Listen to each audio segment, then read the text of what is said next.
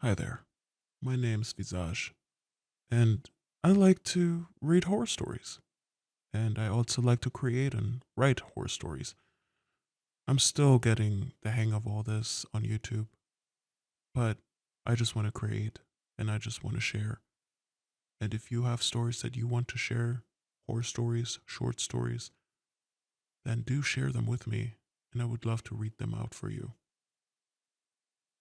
This story is called Closet, and I would love to have feedback if you like it or not.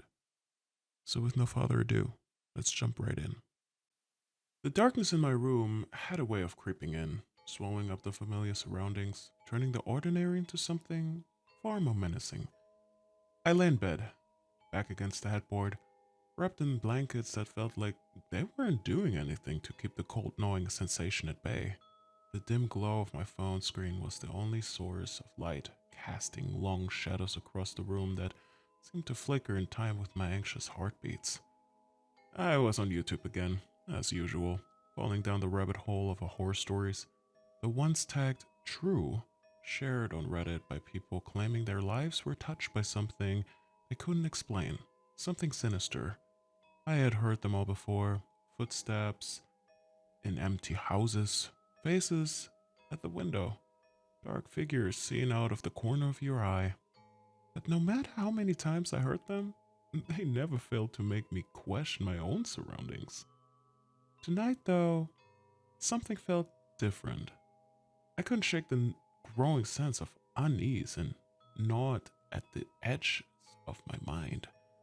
The kind of feeling that makes the air feel heavier, thicker, like it's pressing down on you. I tried to ignore it, focusing on the video as the narrator described the person slowly realizing they weren't alone in their own house. That something had been watching them all along. My stomach nodded, and I shifted uncomfortably under the blanket.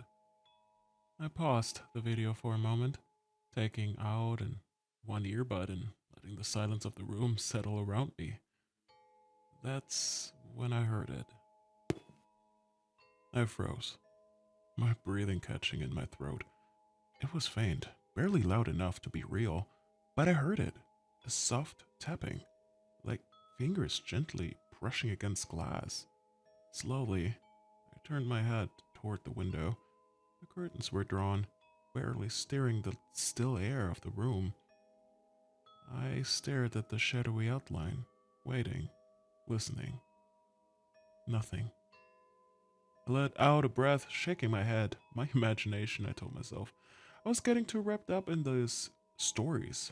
I reached for my phone to unpause the video, but then my hand hovered over the screen as the sound came again. This time, a little louder, a little clearer. The noise was coming from the window, unmistakably. My heart thudded hard in my chest as I stared at the motionless curtains, dread calling tight in my stomach. I swallowed hard, forcing myself to listen carefully. It had to be something outside. A bird, maybe? A branch? I knew that wasn't possible, though. I was on the third floor, with no trees outside my window. Then came a different sound. A dull, loud, low thud, like something soft yet heavy hitting the floor. And this time, it was inside the room. I jerked my head toward the sound, panic flooding my senses. My eyes darted across the room, but it was so dark I could barely make out the familiar shapes of my furniture. The dresser, the bookshelf, the chair in the corner. Everything seemed warped in the shadows, elongated, wrong. I held my breath, waiting for something, anything, to move, to explain the noise. Silence. Maybe I was imagining things. It wouldn't be the first time late night horror binges had a way of twisting reality, making every sound feel like it had a darker meaning. I tried to calm my racing heart, rubbing my hands over my arms as the room suddenly felt colder than before. Just as I was about to put my earbuds back in, I heard it again. This time, it was closer.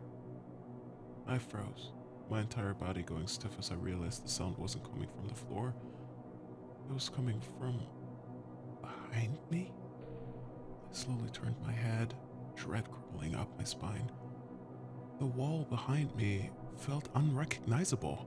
The corners, once familiar and comforting, were now suffocating, filled with shadows that seemed to shift and writhe. My breath hitched in my throat as my eyes scanned the space. I could barely make out the closet door, which I could have sworn was closed earlier. But now, it was cracked open, just slightly, the darkness within it deeper than the rest of the room. I stared at the gap, my heart pounding so hard I thought might burst from my chest. There was something in there. I could feel it, a presence, cold and suffocating, watching me from the shadows. I didn't want to move, didn't want to breathe, afraid that any noise would draw it out.